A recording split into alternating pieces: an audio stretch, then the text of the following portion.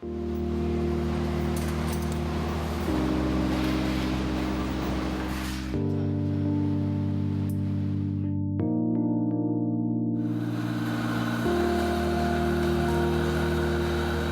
sort of fell in love with the tintinid when I saw it. And I mean, for me, it was a very formal love affair.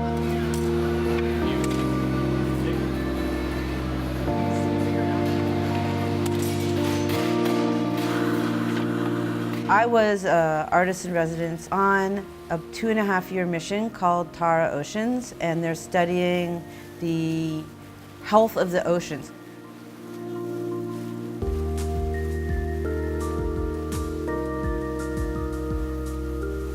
They're literally taking the temperature of the ocean through the study of plankton.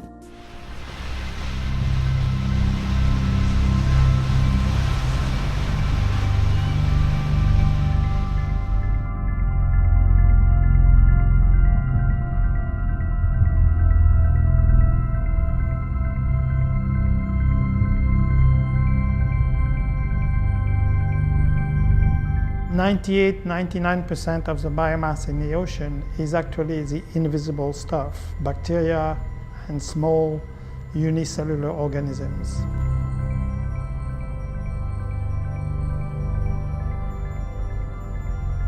I began collecting plankton from all around the world.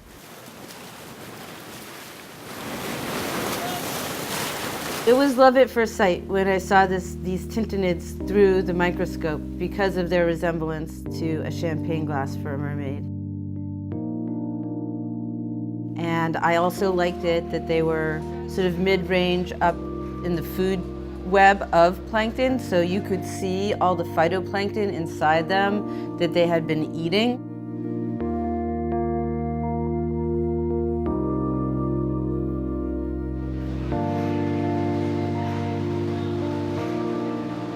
As I collected more and more plankton samples, I found tiny shreds of plastic in all of them, no matter how remote the location was. And so oceans and seas that looked completely pristine actually had plastic in them. It may not be the visible plastic pieces that are the most worrisome, but tiny plastic particles like fibers from a shirt that you wash. That may be the most worrisome because these particles might get into the tissues of planktonic organisms, fish, and eventually in our tissues. We really don't know much about this danger. Microplastics are tiny particles of plastic less than 1 millimeter in size. They're micrometer-sized particles that are smaller than the width of a human hair. Microplastics themselves come from a variety of sources, ranging from the breakdown of larger products, like plastic bottles and bags, to more direct sources from the textile of clothing, the small fibers that come off from washing machines. The smaller a particle of plastic gets, the more available it becomes to be eaten by a wider range of organisms.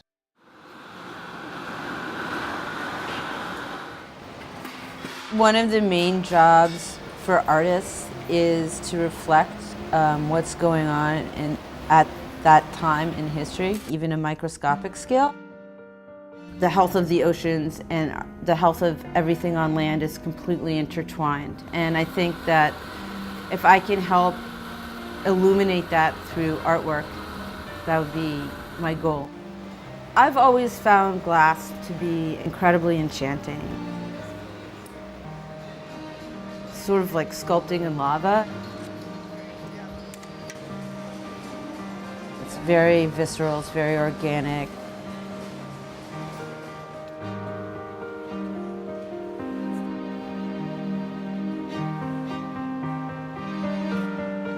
Uranium glass looks extremely bright in natural light, but under a black light, it actually fluoresces. So it looks like bioluminescent phytoplankton.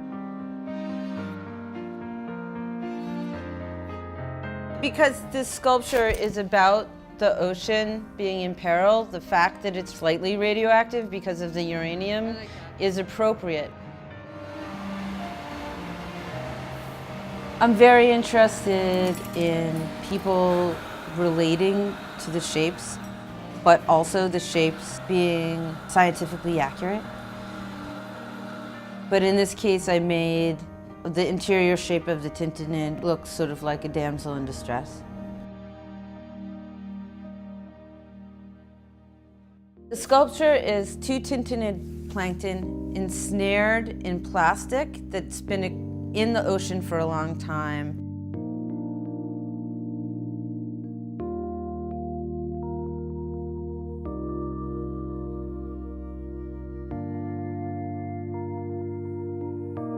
It just reminded me of the opera La Boheme, where Rodolfo falls in love with Mimi, who is actually dying of consumption.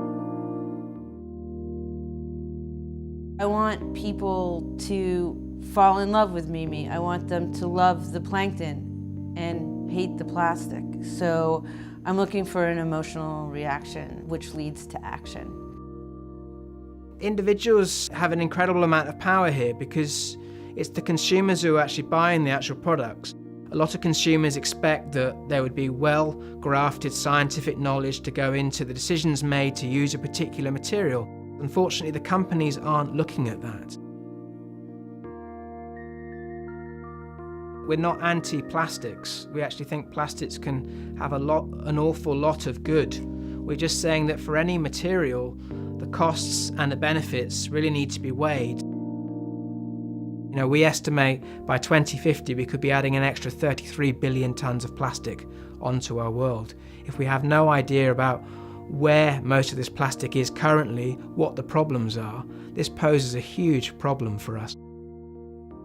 Life is a complex, interdependent system that you cannot have complex forms of life like us without having the whole chain of organisms from bacteria all the way to animals.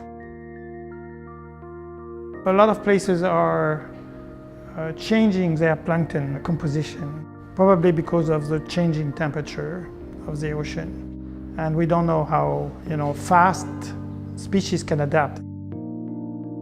The microscopic world affects us as humans, and especially things that happen in the sea are kind of out of sight, out of mind. So microscopic things that happen in the sea are out of sight, out of mind. I wanted to make La Boheme larger than life so people could sort of see the drama and see what was happening and how that directly affects their lives.